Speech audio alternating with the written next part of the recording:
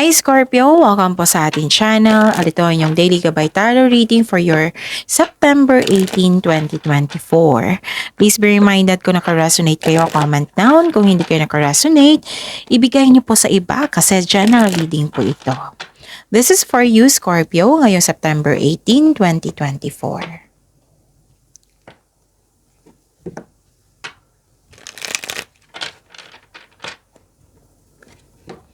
Maraming salamat po sa inyong patuloy na suporta at maraming salamat din po sa mga hindi nag-skip ng ads. Gamitin ang reading na ito bilang gabay lamang sa mga hindi pa nag-subscribe, subscribe na po kayo at click bell notification para malaman nyo na may bago tayong video. Para sa mga gusto magpa-reading po, may lumabas dyan sa screen nyo ngayon. Panoorin nyo po at sundin ang instruction. Calling the attention sa mga suki ko dito na Scorpio, open na po inyong monthly gabay tarot reading for September 2024. May 6 months from now reading tayo at love life reading po, so message me Scorpio for schedule. Maraming salamat po.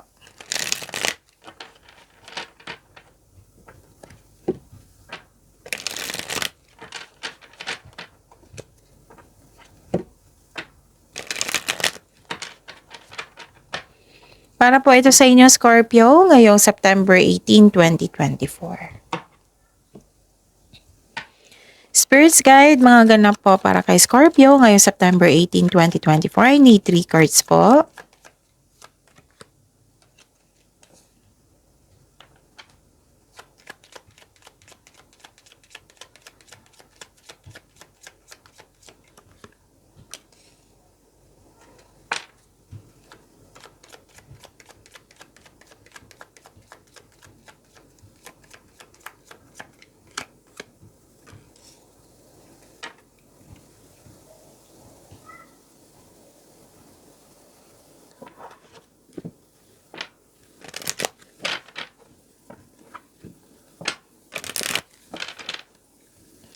Spirits Guide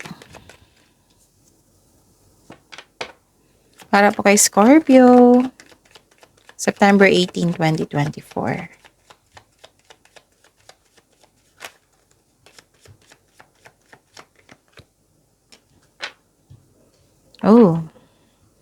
Scorpio, ngayong September 18, 2024, mag-ingat po daw kayo sa isang tao na mahilig magmanipula sa iyo.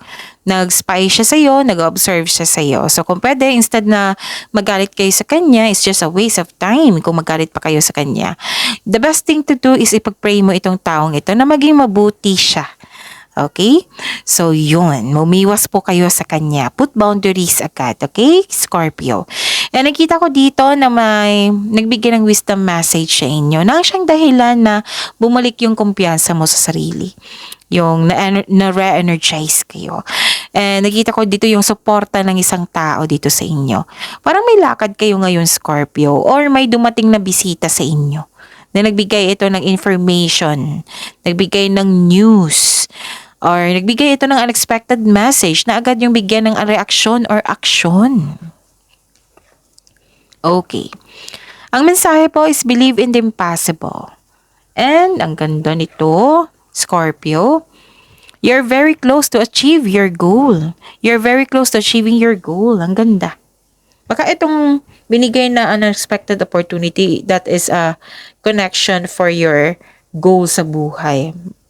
Baka yan yung opportunity. So, claim nyo na.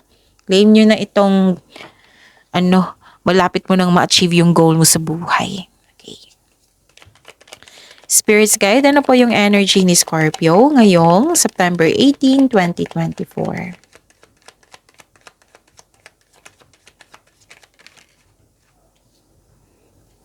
And the clarification of this card po.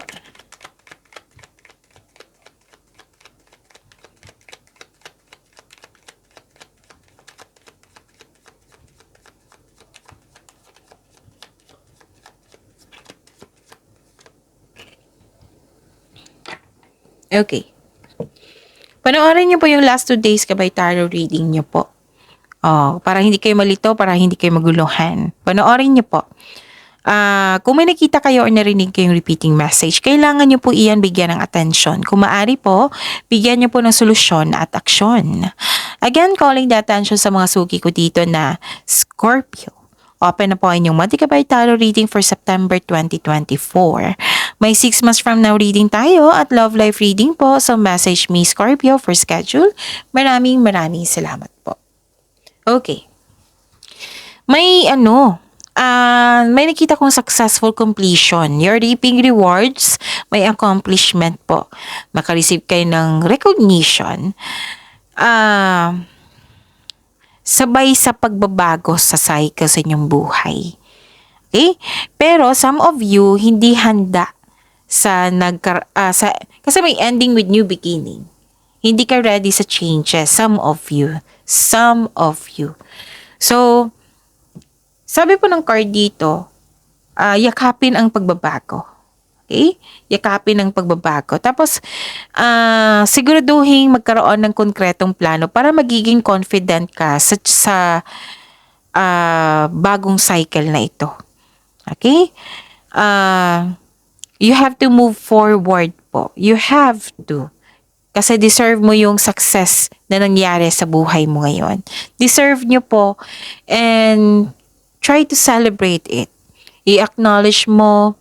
Try to celebrate it with generosity, celebration, and offer a prayer na magpasalamat sa ating Panginoon sa na-receive niyong success sa buhay. Okay? Kasi may successful completion ako nakita dito. You're reaping rewards. Meaning to say, nag-harvest kayo. So, you are deserved to be happy. You are deserved to have this success completion. Okay? Huwag mag-self-pity kasi nakita ko dito ang ilan sa inyo nag-self-pity. Nakakasama yan sa inyo. Kakampi nyo po yung sarili nyo. Scorpio. Okay? Ano pa? Nakikita ko dito na anong tawag dito? Okay. So, yun. Kung nagkaroon ng delay, alam nyo naman kung ano yung dapat gawin. May dahilan yan. The universe is trying to show you something. Baka may na-miss kang opportunity. Baka yung delay na darating, like for example, tao, delay yung pagdating niya kasi masamang panahon, may dahilan talaga niyan. May dahilan. Like for example, delay sa pagdating ng pera. Holiday pala yun. Holiday pa nga ngayon. Ganun. Example lang po yan. Okay. So, may dahilan talaga yan. Better than may delay. Yung sabi ng card nyo dito na the universe is trying to show you something. Baka may na-miss ka opportunity na andyan sa harap mo na hindi mo napansin.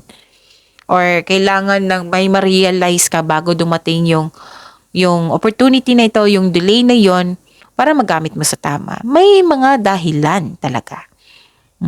So, habaan yung pasensya nyo ha. Instead mainis kayo or ma-disappoint kayo, ipag-pray nyo. Okay? Pwede din disconnection ito sa isang tao na nainip ka or na-disappoint ka. Okay? Kailangan, okay.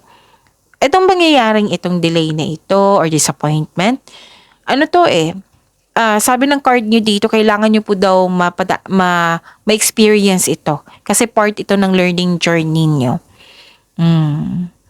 So, magkakaroon niya ng growth and expansion kung buong-buong tanggap mo yung mga nangyari.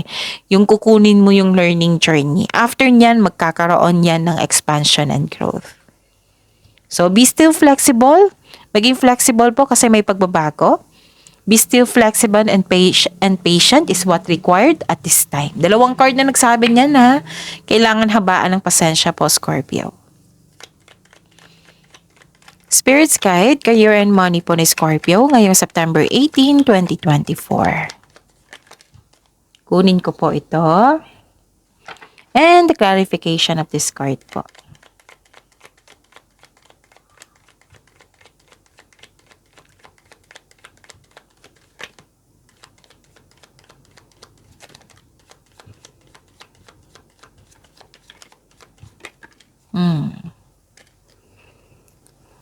Yun, panoorin niyo po yung weekly gabay tarot reading niyo ha, kasi nakafocus yun sa career and money.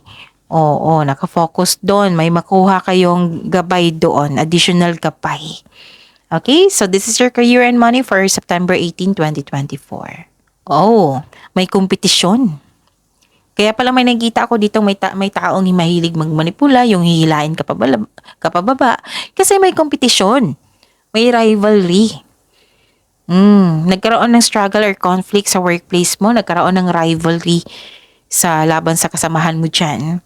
So, I consider this is nagsaselos sa inyo, naiinggit sa inyo. So, yung sabi ko kanina dito na kailangan yung mag-put ng boundary para hindi kayo kasi sakit sa ulo yan eh. Oo, para hindi kayo mapektuhan. Focus kayo sa dapat ma-focus nyo. Itong sa pagbabago na ito, focus kayo dyan. Okay? Yes, hindi naman, lahat ng tao hindi matutuwa sa kompetisyon. Not unless kung healthy competition ito, 'di ba? Kung healthy competition ito, ang saya niyan. Pero nakita ko dito is hindi. Yung tao talaga makipag-compete sa iyo. It might be ang tingin niya sa iyo mataas, marami ng achievement. Oh, kasi may successful completion, right? So, parang ganyan, naiinis siya. Oo. So, hindi naman lahat ng tao matutuwa sa ating achievement. So, kailangan nating intindihin na may tao talagang ganyan. Instead na magalit kayo sa kanya, yun nga, yung sabi ng card nyo, ipag-pray nyo na lang siya na magbago siya sa kabutihan. Tapos, focus kayo sa makontrol nyo. Ganun. Hindi na kailangan na maapektuhan kayo. Okay? Kasi, mapanlin lang tong taong ito eh. Kaya mag-ingat kayo, put boundaries agad. Okay, pwede din may ganap na talaga na away. Kasi itong intention ng isang taong ito is magulo. Naghahanap ng gulo.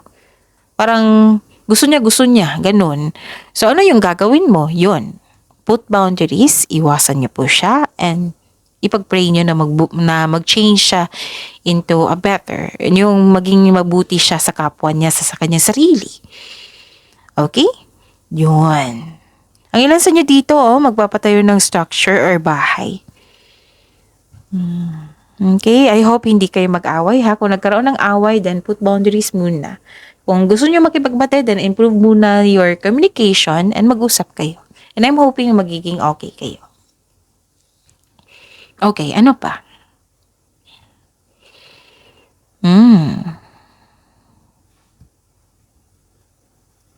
Okay. Lumabas nga siya dito yun na hindi siya totoo. Tatlong card na nagsabi dito na hindi siya totoo sa iyo. It might be, ito yung sinasabi ng intuition nyo. May taong hindi totoo sa inyo, Scorpio. Ganon. Na confused ka kasi mahilig tong mga manipula.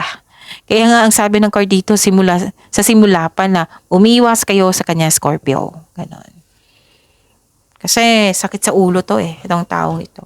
Kaya nga may sabi sa inyo kung may dumating na balita, alamin nyo muna kung totoo ba yan or hindi. Tapos sikapin nyo na hindi kayo maapektuhan ha, kasi iba talaga yung intention ng isang taong to Talagang hihilahin kanya pababa. So, ayaw mangyari ng card nyo niyan. So, ang sabi ng card dito, kung dapat iwasan nyo po. Okay? Kasi,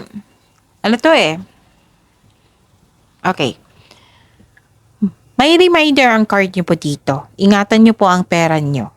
Kasi parang makapagasta kayo yung mapagasta kayo, parang some of you nakita ko dito nagalaw yung ipon, yung nagkasta kayo na hindi nyo makontrol. So, alam nyo na kung ano yung dapat gawin. So, control your money. Huwag muna kayong mag-spend ng money ngayong araw na ito. Kung pwede po. Kung kailangan talaga yan, like food, yung necessary talaga, then do it. Pero pagbalance ay kailangan. Ayaw kasi ng card dito na kunin mo yung ipon nyo. Magkaroon kayo ng disbalance. Ayaw ng card. Kaya nga, paulit-ulit ang sinasabi dito ng card nyo. Scorpio, save muna ng money. Okay? May gusto kang kunin dito. May gusto kang ma-achieve. So, pag-isipan niya na mabuti. This card sent you a warning na control yourself. Baka mapagasta kayo na hindi mo naman kailangan. O di kaya'y control yourself. Put boundaries kasi 3 card na nagsabi dito na may taong hindi totoo sa inyo. Na may gusto siyang kunin. So, ingatan yung mga bagay-bagay dyan, importanteng bagay like money nyo. Mag-ingat talaga kasi nakikita ko talaga dito yung energy niya na hindi maganda. Put boundaries talaga. Hindi na kailangan makipag-away kasi choice niya yan na maging masama. So, if I were you, ipag-pray nyo na lang siya na maging mabuti siya. Okay? Spirits guide. Love life, self-love, partnership, and romance ni Scorpio ngayong September 18, 2024.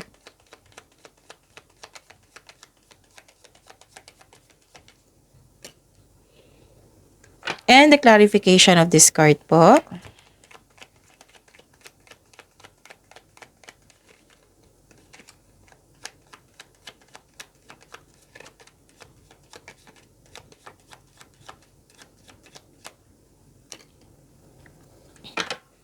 Okay.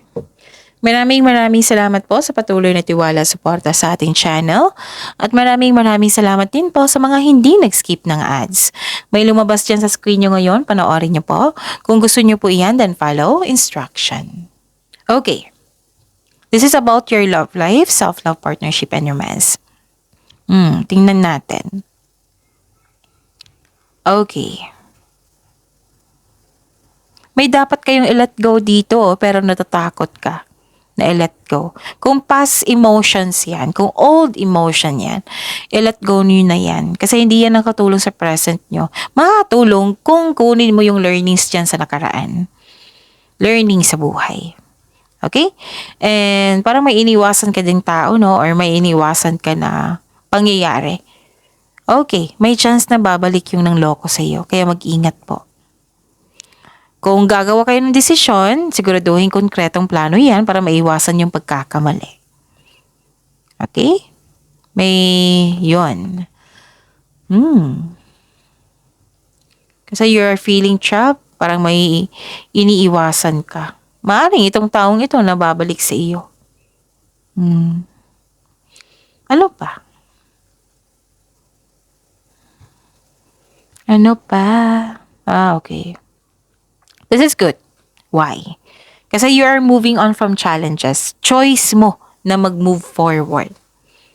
Diba dito, na-trap ka kasi may nangyari ulit or may bumalik na tao. Ngayon, at the end of the day, you're moving on from challenges. So you're focused on mind healing instead of suffering.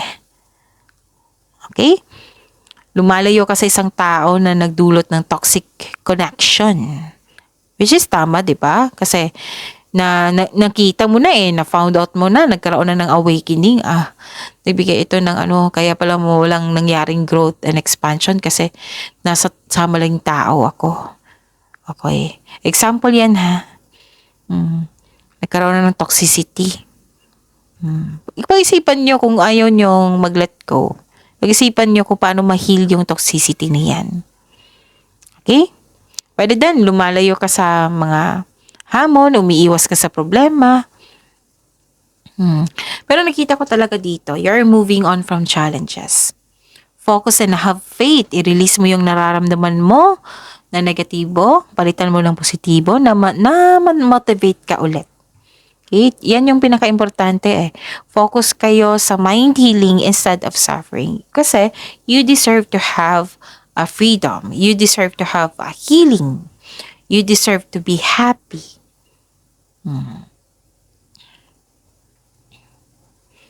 Okay? Ano pa? Ano pa ang mga dapat malaman yan, no? So believe in the impossible. Believe in miracles. For me, this is miracles. I believe in miracles. So, claim this, malapit mo nang ma-achieve yung goal mo. Yung positivity, i-claim nyo. Yung blessings, i-claim nyo. Yung dapat iwasan nyo. Yung dapat bigyan ng solusyon, bigyan nyo po ng solusyon. Positive affirmation, kailangan po. Yung I am blessed, I am loved, I am healthy, and so on. So, yun. Okay?